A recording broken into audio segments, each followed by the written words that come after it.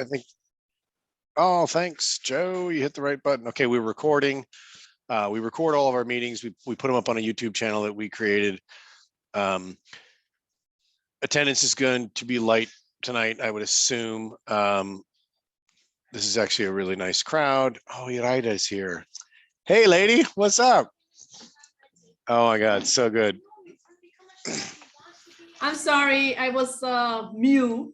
No, it's all good. How was I'm everybody? doing great. Happy New Year to everyone. Happy New Year to you. Well, Iraida's here and Lou's here, so I think we can get rolling. Mrs. Nichols is here, so we can get rolling. Okay. Thank you, Joe, for starting the recording. Joe Vita is in the chat. He will post various links and things that may help people. We want to keep it kind of smooth and easy, somewhat casual this evening. The agenda, we've limited to just a couple of items. I do want to talk about the ward redistricting map, the redistricting map and the process therein. If there are any questions, I am more versed in the municipal ward law than I care to admit, but that's simply because I went down to speak on Saturday and I didn't want to sound like a moron, which I'm not so sure I was successful in doing. In any event, big things happening relative to that and the redrawing of that map. Let me just jump in and share screen. I did make a deck. Donde está el deck? Okay, here we go. How do I get this? Okay. All right. Good evening, everyone. Welcome to the, oh God, I don't even know what installment this is of Virtual Village. It's been a lot. It's been a lot. We look forward to, I have to say, pre-Omicron surge, we were really looking forward to, trying to get some kind of hybrid thing going where we could meet both in person, potentially back at Casa Colombo, and then still run a Zoom format. But seems, again, just like it did right at the onset of the pandemic, where several of our board members were very astute in understanding what was happening. We canceled our in-person meeting for March of 2020. It seems like it's the prudent thing to do now to stay virtual.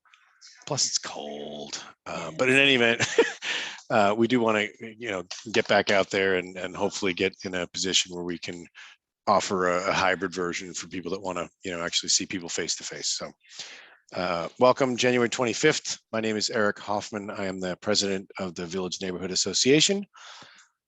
For the last few years, we are now embarking on 2022. Our board has changed slightly. We lost a board member this past year. Not lost, just moved on to bigger and better things. So we are a group of 9, some very intelligent and talented individuals that I'm always, impressed to be with and to speak with. So again, tonight, we've lightened it up. I'm just going to do the COVID-19 updates thing real quick, just because I want you to see this if you haven't already. I know that recently the spike, which was an absolutely vicious spike that we've, the likes of which we'd never seen before, has subsided somewhat. New York City is down like 47%.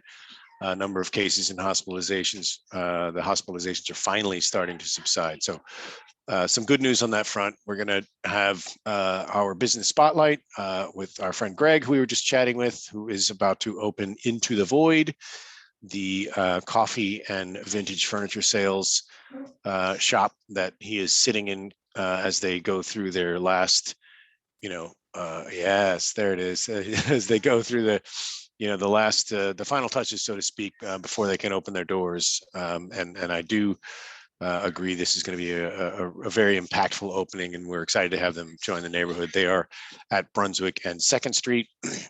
I want to talk, JC, the ward redistricting, and then just touch on any upcoming city meetings, and then just hear from you.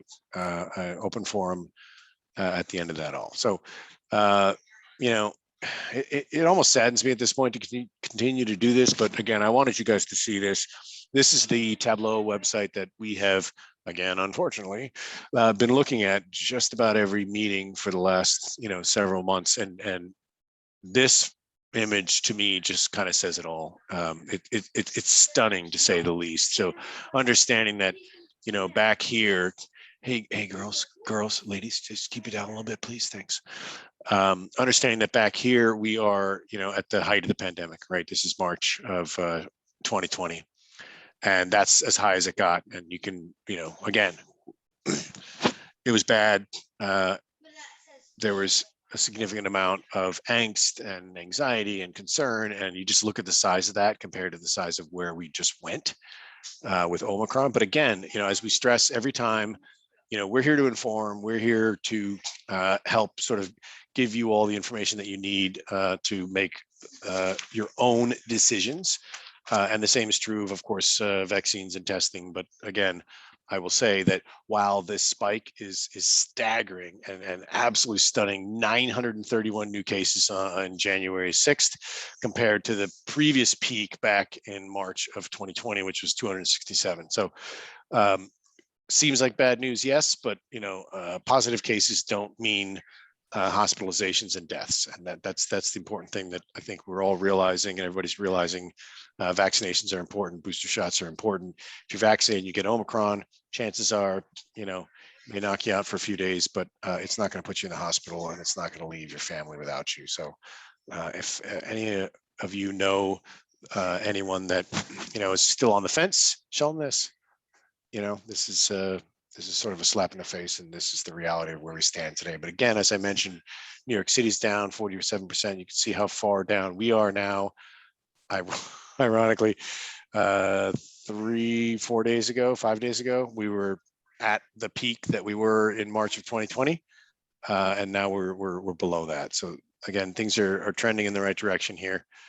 The city website, which we show, you know, every month. Sorry, yeah, there we go. Has ample resources for you to tap into relative to where to get tested, and I, you know, I think it's important that they haven't let any of this information leave the sort of, you know, front page of their website, if you will. So if you scroll down, for example, and you look at, you know, Jersey City COVID-19 information, this has been there for months and months, and we thank the folks from Healthier JC and Health and Human Services for putting together these tools. That Tableau tool that we look at, that graph, that's a Health and Human Services creation. So these are, you know, people that are predominant insofar as data collection and the graphic display of data. So that's a really great tool. But again, in here, you can literally find, you know, anywhere that you can get tested or anywhere that you can get vaccinated. Personal note, my oldest daughter was identified as a close contact of a fellow student that had contracted COVID. We went again to the public testing site on Marin Boulevard, right, 6th Street and Marin. That is still run by Fusion Labs. I had her tested at, let's see, they close at 4. We were there at about 3:40 p.m. on Saturday, and by 8 a.m. the next morning we had results. So it was like less than 24 hours, significantly less than 24 hours. They tell you 3 to 5 days. It's not that. It's not that. Results are coming back very quickly. So if you need to get tested, I would highly recommend the public site on Marin Boulevard. And then again, you know, as you look through here, you can sort of click on any of the sites that are available. Barrow Street is the mobile lab. Barrow Street, I've had, you know, mixed results with as far as the timing goes. The turnaround is not as quickly. This is what I'm talking about, the public safety headquarters on Marin Boulevard, run by Fusion Labs. The testing results come back incredibly quickly. So that's something you can, you know, be thankful for. So, okay, I'm going to stop talking. I'm just going to show this fancy photo that I yanked off your Instagram page, Greg. And I'll stop sharing so that if you wish to show your camera, we can all sort of pin your video. But with that, I want to officially invite Greg Yanalfo, who is one of the owners of the new space Into the Void at Brunswick and 2nd Street. Welcome to the neighborhood, man. Yeah, thanks for welcoming me. This is awesome. I don't know that every neighborhood does things like this, so it's great to be a part of one that does. Give you guys a little rundown on who we are. We are Into the Void. We are a super high-end specialty coffee shop and a super high-end curated vintage and antique retail space. I figured I'd do this call from the space so that we can do a little walk around. I'm gonna change my camera around. All right. So All right, here hang on. I'm going to pin your video. There you go. Here we are. We'll start over here at the logo on the door, which is made out of 23 karat gold, which I think is cool. So then you see we got some cool Italian antique chairs, some fun furniture that we actually made for cafe seating. We got some art. We have our first art installation ready for opening. This is a guy named Bill Riley from New York who does, these are called space flowers. Some really cool, colorful, detailed pieces that we got in here. We're going to try to do like gallery nights, maybe once a month or every couple months, and have little art installations every so often. Back here we got some fun vintage furniture. I won't get into too much detail because we don't want to, spoil it all for you guys. But here we got some smalls. We got some really interesting salt shakers to choose from, all kinds of weird things. And then back here we got plenty of more art on the walls, along with tons of different types of furniture. We got about 1,800 square feet of vintage retail.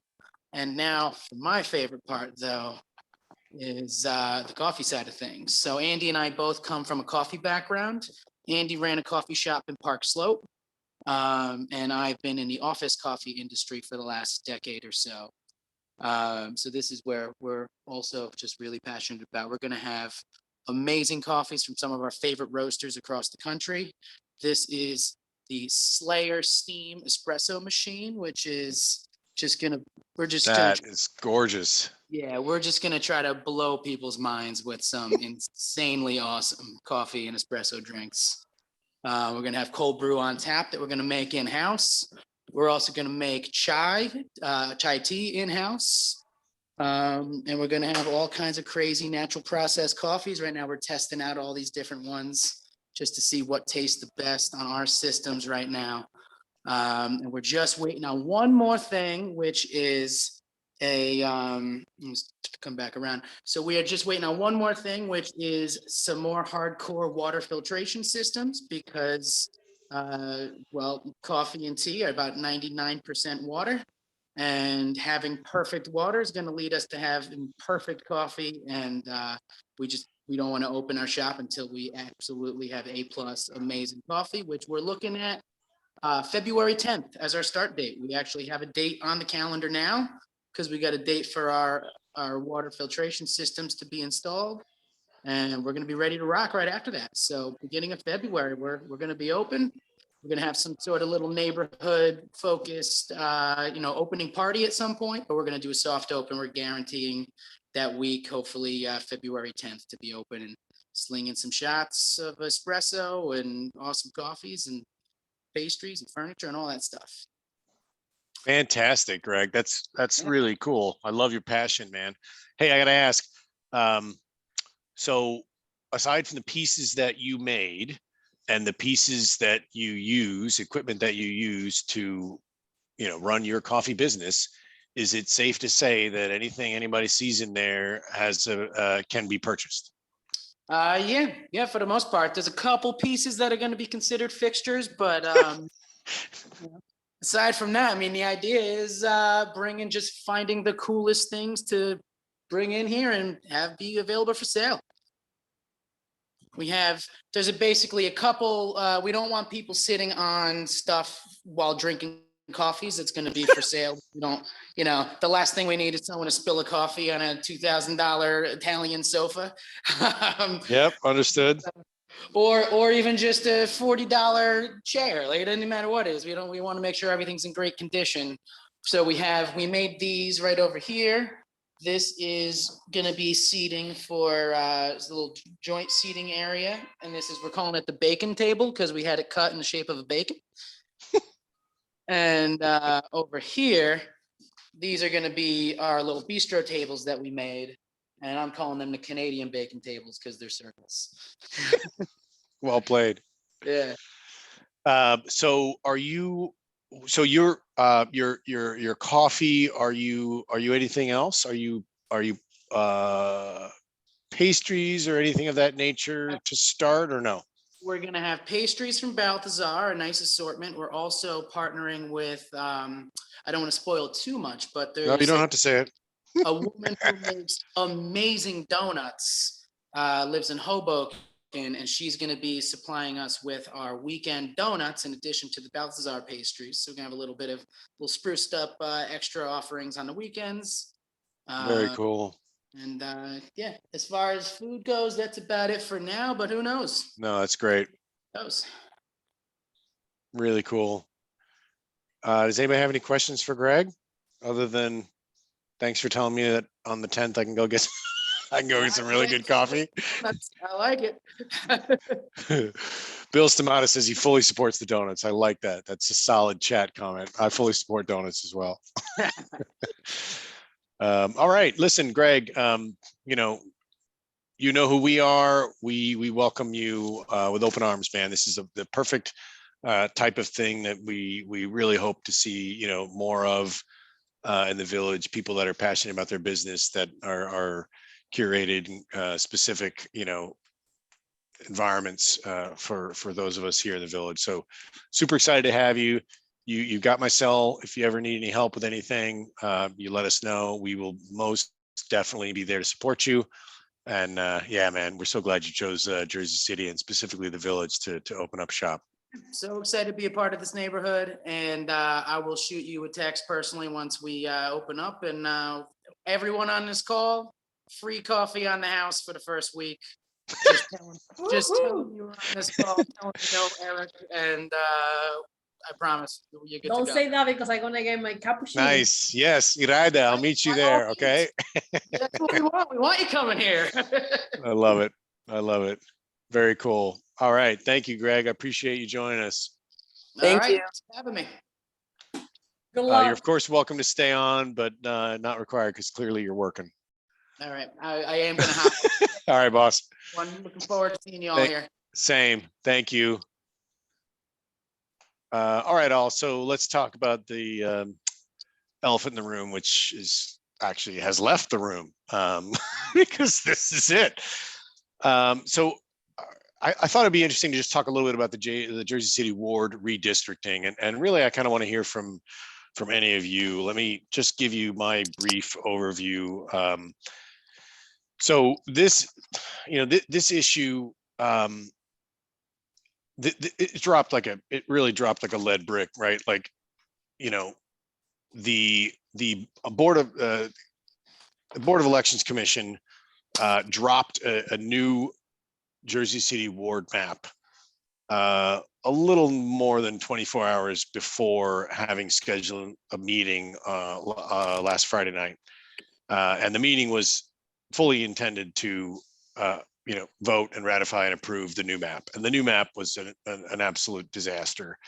But let me just back it up a little bit further, just so that anybody that doesn't know can just sort of understand what I know. And I don't profess to have complete knowledge of the entirety of this process, but I did kind of hit the books hard because this was something that people were blowing up about.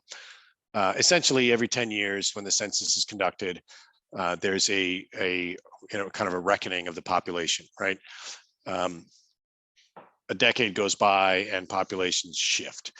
It is incumbent upon voting districts and wards to have a deviance of no more than 10%. In other words, that's a population deviance of no more than 10%. So after the census came out, it was apparent that the current population and demographic breakdown in Jersey City represented a 59% deviation. And, I don't think it's any mystery, but it was all Ward E, right? Downtown, population of downtown has exploded. We were effectively 20,000 people north of any other ward.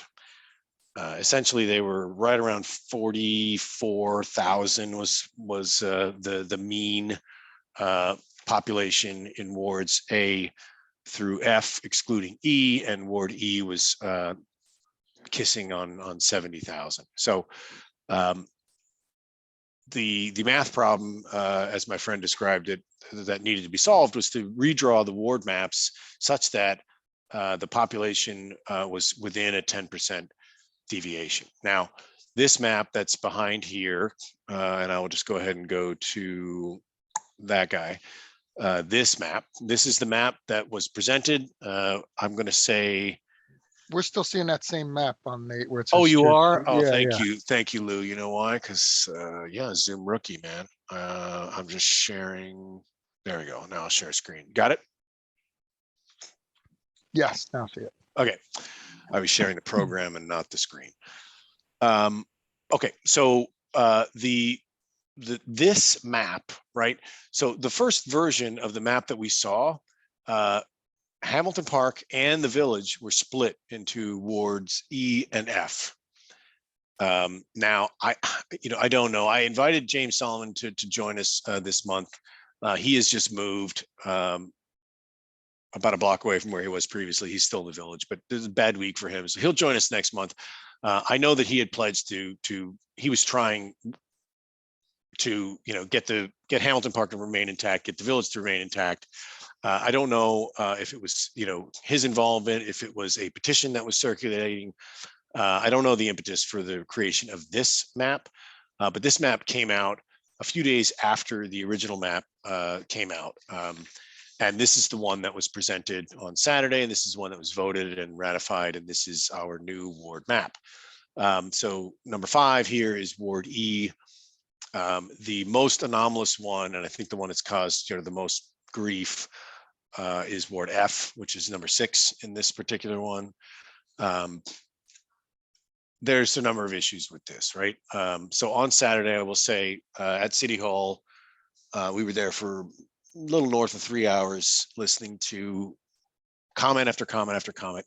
Every single comment was essentially the same in that it was negative for various and different reasons. Some offered solutions.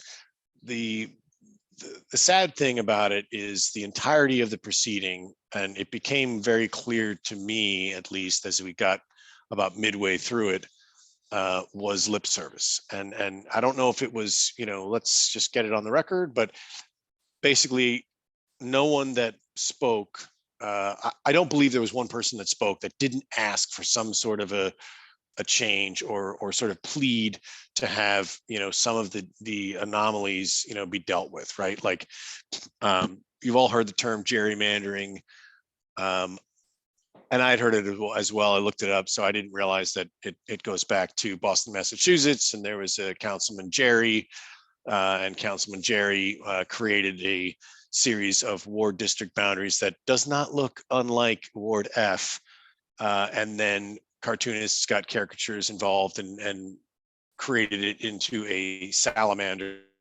ergo the birth of the term gerrymandering, which is to redraw district lines to benefit one candidate or another. I'm not going to editorialize on that. I'm just simply telling you what I heard and the accusations that were made. But certainly you look at Ward F, this entire section, the section of Ward F that now reaches and touches the water, didn't used to be that way. Let me see if I can pull. So here, are you seeing this overlay? Yeah, Everybody I'm see seeing it. this? Yep. Okay, cool. So this is just an overlay that I personally did because I wanted to understand. This is not the previous ward district map to the new ward district map. This is the hot mess ward district map that was presented 24 hours before they tried to push this through versus the amended hot mess. And so the existing boundary is, again, that first map that was issued. And You can see that this is the line for Ward E. It comes down, cuts through just on the west side of Liberty Harbor, and then slices to the water. The other thing I wanted to understand was the effect on neighbors. Again, the new map kept the village intact. It kept Hamilton Park intact. Van Voorst Park has historically, at least for the last decade, been split between two wards. So this is nothing new to them. You can see the purple dashed line here. That is the outline of Van Voorst Park. Again, I've colored in green where the sections of Van Voorst Park land in Ward E, and the remainder is where the sections of Van Voorst Park land in Ward F. This to me was the most dramatic change. In other words, Paulus Hook, which was the entirety of which was in Ward E, is now 2/3 F and really 1/3 in E. All I can say about this is Councilman Solomon has been out in front.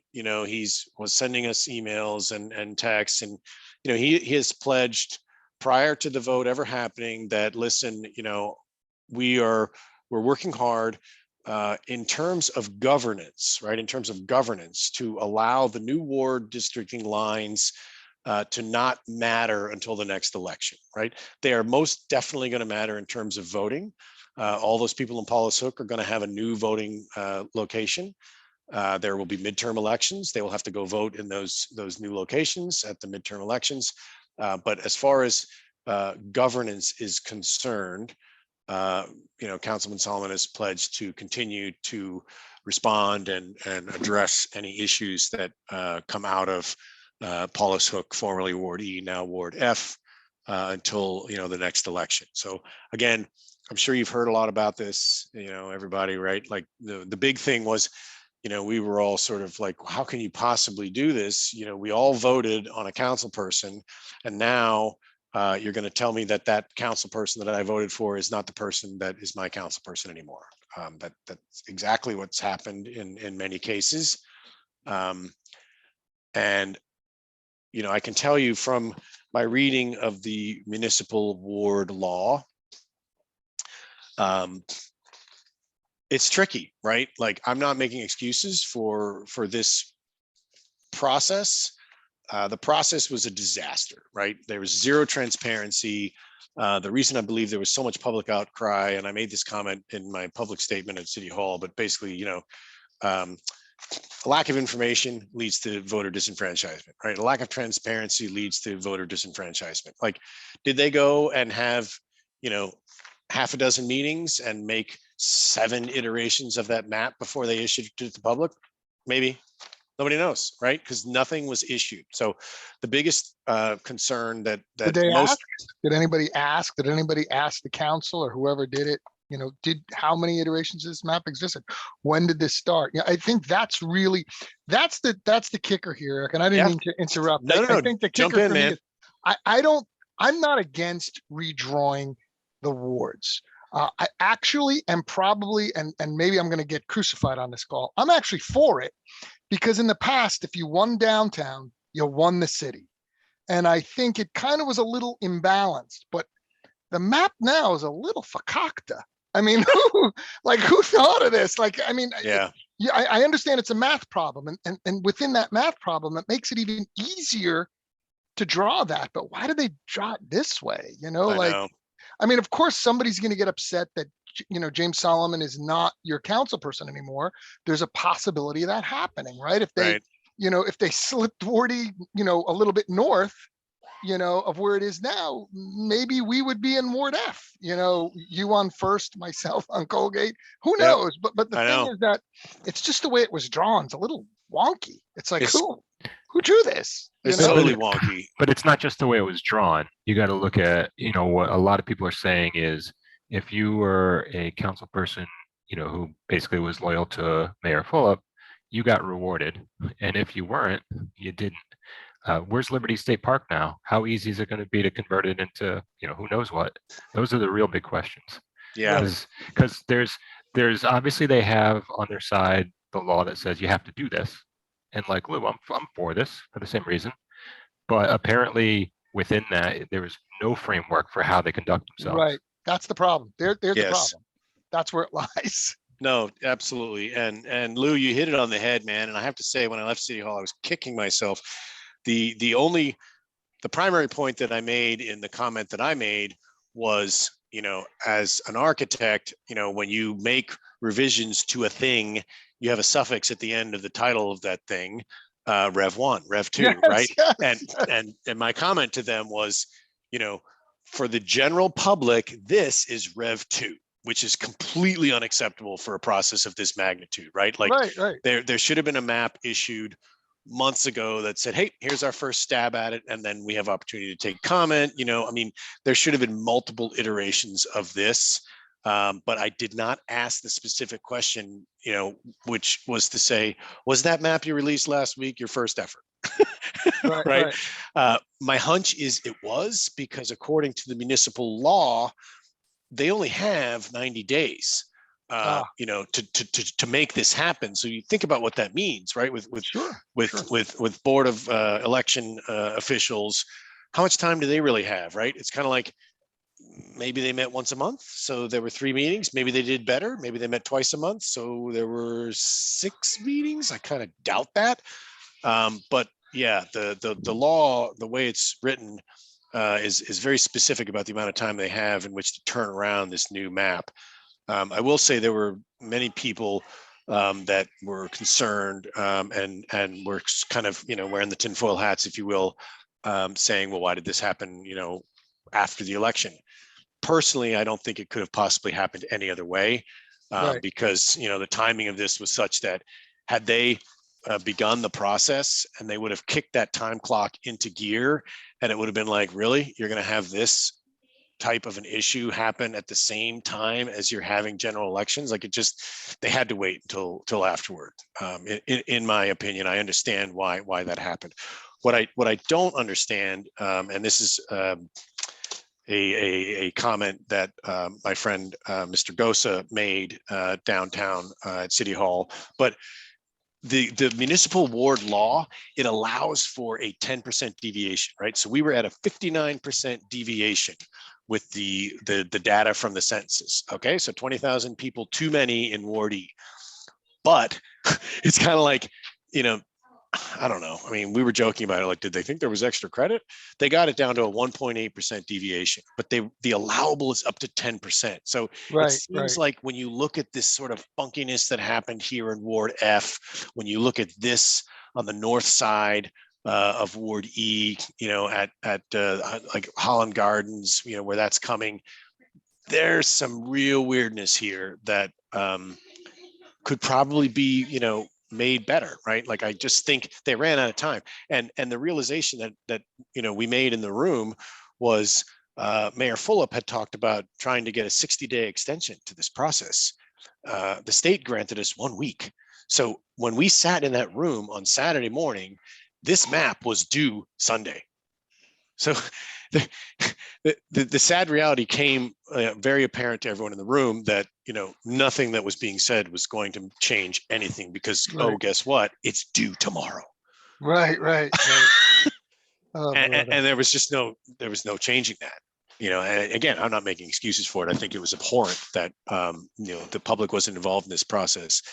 And I'll also say I reached out to Tanya Marione, and we had a text exchange. She's obviously a very busy woman, but my question to her was, did anybody ever talk to city planning about this? Because, not for nothing, but city planning has GIS experts. They have demographic experts. Like, oh my God, they should absolutely be at the table for something like this. So yeah, I mean, to the comment that was made earlier about, Liberty State Park, the comment that was made repeatedly in the room was, why take Liberty State Park? Why change Liberty State Park to Ward A? Why would that have to happen? Because no one lives there. It's not part of this math equation. Now, arguably, people live on boats in the harbor, so maybe there is a blip of a population there, assuming those are their permanent addresses. But again, it's like almost zero. And no real reason to do that. So the whole thing just smacks of, I don't know what, just political, Look, politically driven decision making, if you will. you know, you don't want to make that accusation or accuse anybody of something that could be false, but it And I did. certainly was a being fumble. recorded. I didn't. You know, no, I'm it's just kidding. no, I know. I'm, you know, I I'm don't just saying, care. look, you don't want to think, you know, something like that, but it definitely was a fumble. You know what I mean? Yeah, no, it was That's a huge. fumble. You know, it's like, come on, what the hell, you know? So really, the point that we were trying to make was this has to be better. We're going to do this again, and not only that, but you know, I made the point that I feel like this municipal ward law is going to have to be amended at some point, because, and again, this is just my opinion, but I believe that the populations continue to expand in all wards. And it's going to warrant, you know, the creation of a new ward and the creation of a new, you know, council position at some point. It might not be in this next decade, maybe it's in the next 2 decades, but I just feel like, you know, with the population explosion in Jersey City, that's something that's coming. And I also feel like there's a bigger conversation that needs to happen about neighborhood associations, right? Like, Sure. who, you know, those lines are drawn, neighborhood associations are created. That's a city council thing. So I just, you know, and also the Go ahead, state. Lou. I mean, we can't also, you know, look, you're a little bit angry about the council, but look, the mayor even asked for 2 weeks, and the state couldn't grant 2 weeks. Really?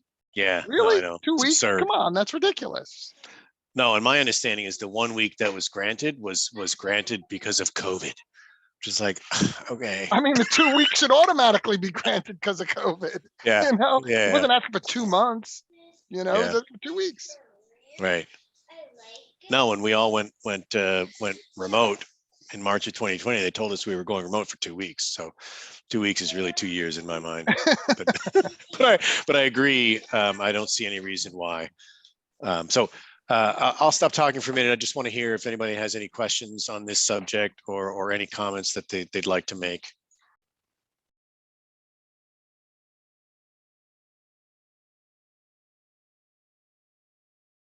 Okay, fair. Yeah, I mean, we kind of dodged the Sorry, bullet on this one. Can I chime in with a late Oh, one? yeah, please go ahead. Wilson Mattis, the donut guy. Is there Hey, Will. anything that the great to meet everyone? Is there anything that the average person can do to apply pressure or support in any way? Or is this kind of like we got to sit on the sidelines and wait to see what happens? I mean, I sort of defer to my fellow board members on this, but I can tell you the conversations that we heard, you know, following that meeting and in subsequent email exchanges. This ward redistricting map is a done deal. The only precedent for making changes at this point is literally suing the city. And I will tell you that if you read the letter of the municipal ward law, the Board of Election Commissions did exactly what they were asked to do, right? They didn't deviate in any way. They did what the law required them to do. Now, did they do it in a way that was transparent? Absolutely not. Did they do it in a way that pissed off just about every single resident of Jersey City? Absolutely. But at this point, my understanding is barring some sort of, you know, major lawsuit against the city, which I don't believe is a successful endeavor. Again, that's me editorializing. Just put that out there. There's not really much of a leg to stand on because they did what they were asked to do. Like the law said, you have to do X, and they did X. The problem is, in my mind, you know, the way they went about doing it, and the lack of, again, transparency in the process. It's just Maybe it's a state run. If the state dictates the process, right? correct. So then what I think the only repercussion would be is, you know, I don't even know how you would start this, but, you know, demand, you know, your state elected officials, you know, consider changing this process or making it more detailed, right? Requiring more, you know, information to the public on each step as it goes through the process. Yeah. I mean, I don't know, you know, that's the only real way to change it. I think, you know, if they follow the process, they follow the process. No, I It's, think you you're know, right, Lou. And the process is not perfect, right? And as is the case, and I'm not a lawyer. I know there are at least a couple on this call, but you know, the law. I believe, is a lot like, building codes, right? They're written in very, specifically stated language, but they're open to interpretation, right? Otherwise, we wouldn't be arguing cases, and we wouldn't be arguing, things like, um, building codes. Nobody would say something like the spirit of the code, right? It either is or it isn't. It's not black and white. But my point on that simply is, yeah, they did what they were supposed to do. But one of the things says, within 2 weeks immediately following the filing of the certified report by the ward commissioners, the municipal clerk shall cause to be published at least once in at least one newspaper generally circulating in the municipality of a notice of the ward boundaries as fixed and determined in the report. So like, that sucks, right? That just that just says like, yeah, you got to put one thing in one newspaper that says this is happening, and you're good. So that's the point we were trying to make, which is, simply adhering to the letter of the law is completely insufficient. I mean, Jersey City demands better. We deserve better. I feel like, the law doesn't mandate full transparency. Law doesn't say you have to issue every revision of the map as you are developing it. That's what the public said. And I hope that was heard loud and clear. Now, again, we got a decade to get this right. I just don't think we can let it go that long. I feel like now's the time to, write letters to your elected officials, call them, whatever the case may be. But I think that this outcry needs to be, a little bit more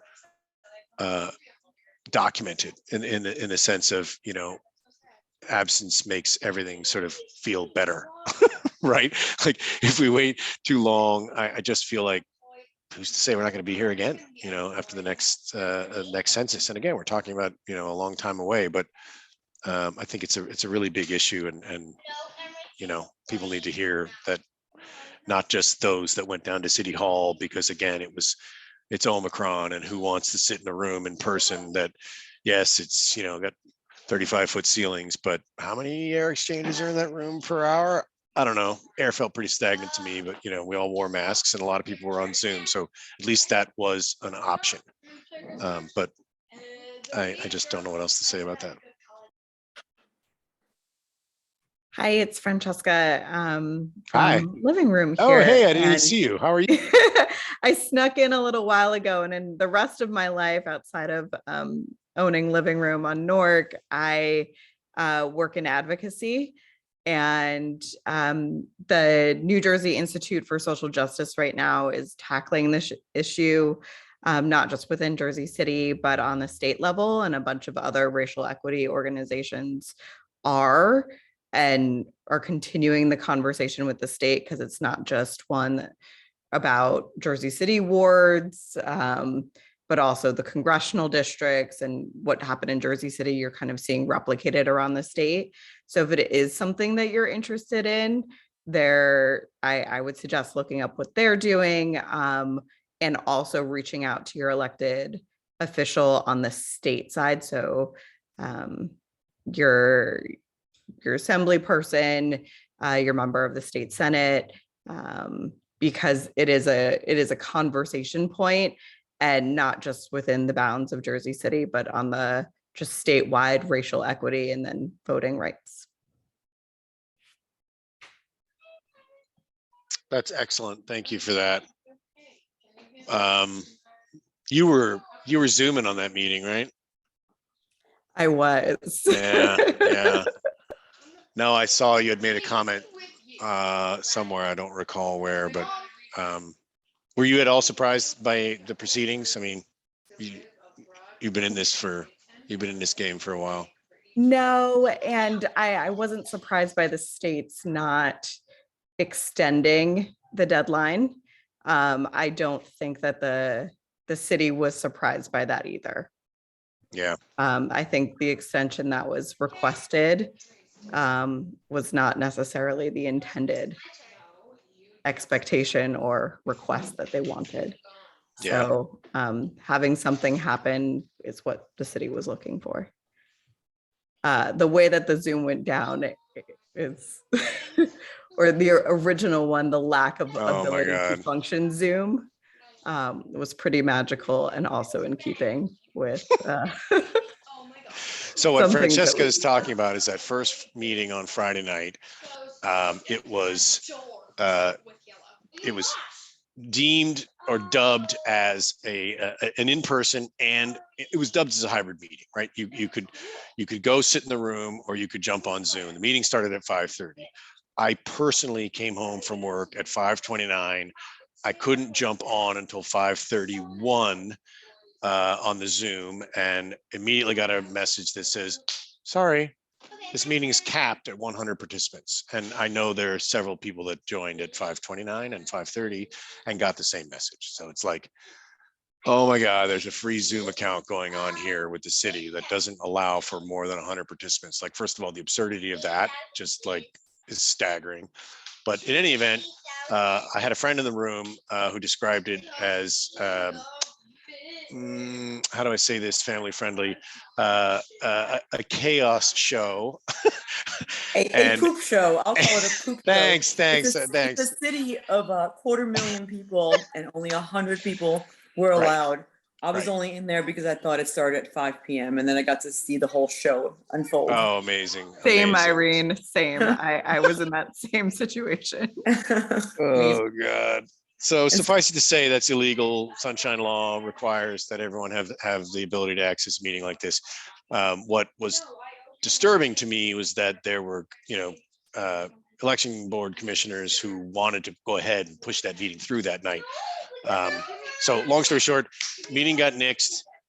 They then announced that they were going to have a subsequent meeting that was only going to be in person, which somebody came to their senses and amended that to the proper meeting that occurred at City Hall on Saturday, which was, both in person and on Zoom. So anyway, that's all I've got on that. Hey, Eric, it's Peter. The one positive thing that came of this was that, I mean, in the original rendition, the village neighborhood was split. I mean, I don't know if everybody on the call realizes that, but Yes, I did say that. Yep. Yeah. 100%. And- Hamilton Park and the village were split into E and F. You're absolutely right. And that had, everybody on the south side of Newark Avenue in the village going to Ward F, which was, clearly parts of 4th, 3rd, 2nd, and 1st Street. And in the second version, fortunately, the village got put back together. So I agree with what everyone said about the process was horrible. But from our, village neighborhood association, we were fortunate enough to get that village put back together. How that actually came about, I didn't hear all the details, but that is the positive for us, at least, from a neighborhood association perspective. 100%, Peter. And that's the question that I was asking as well. I don't know how that came about. I know that Councilman Solomon had said he was working hard to try to keep Hamilton Park and the village together. So I don't know.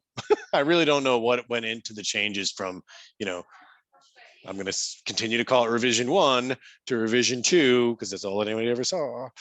I don't know what happened between those two and what were the forces driving that. So Councilman Solomon will join us next month. We can ask him.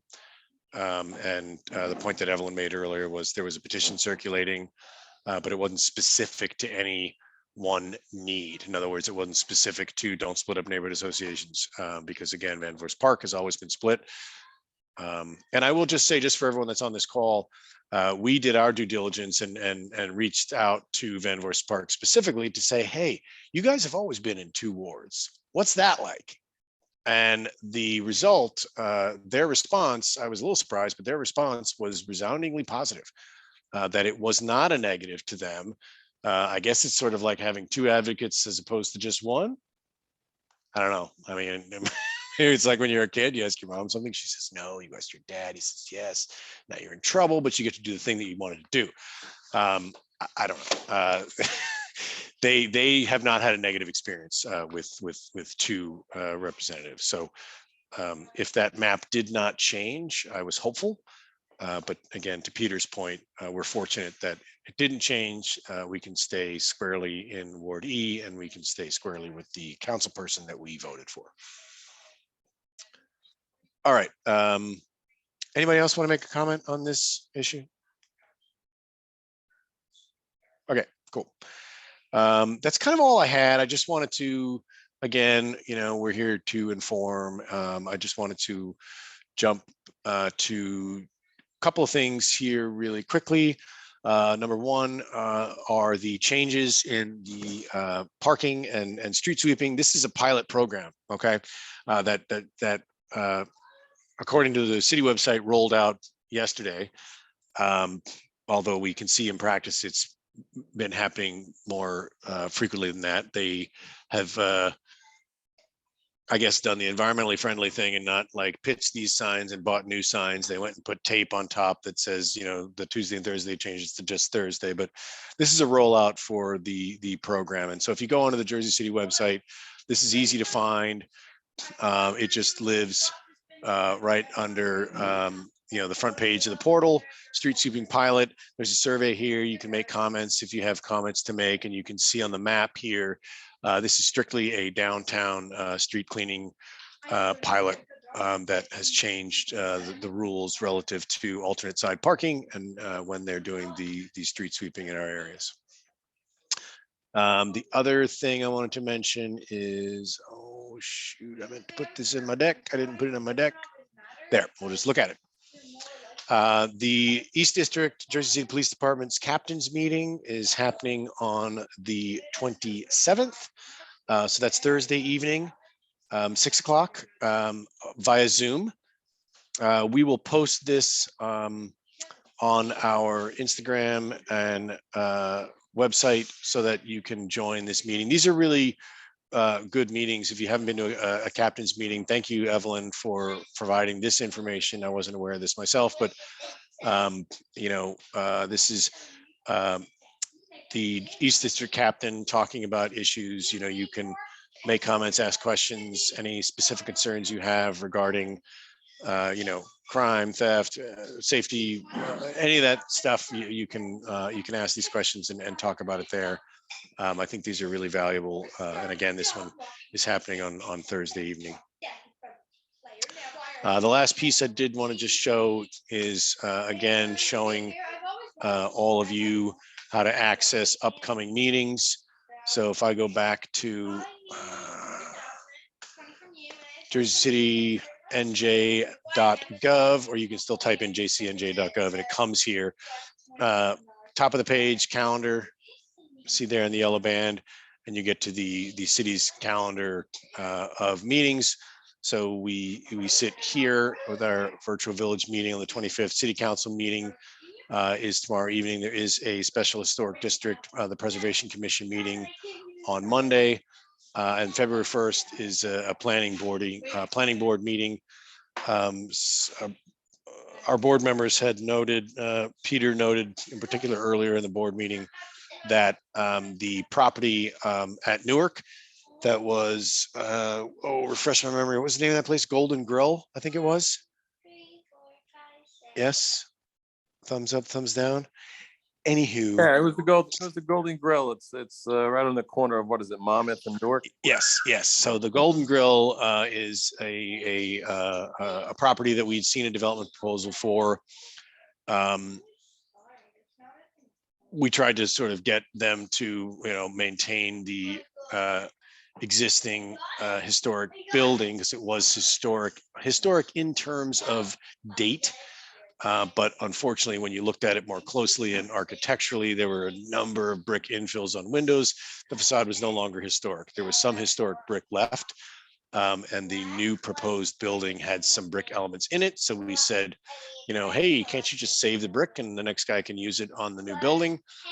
There is a skiff of brick that has been sitting there for better part of 2 years at this point, I want to say. No reassurances that they're going to use it, but unfortunately, that building was deemed to be structurally unstable and they couldn't keep it. So there's a new proposal. The property appears to have been in the process of being flipped, and it had variances that we were okay with, things like rear yard, and those variances have elapsed. So they're on the planning board agenda to request that those variances be re-granted to the new property, but we have not seen anything in terms of a new development proposal for that job, for that site, or any other for that matter. It's been relatively quiet around here. You can give me a hug. Come here. All right. All right, at this point, I'm gonna just put that slide up. Open forum. If there's anything anybody wants to talk about, I'm gonna stop share. I'm gonna turn off my camera so my daughter can come give me a hug before bed. Ida, anything you got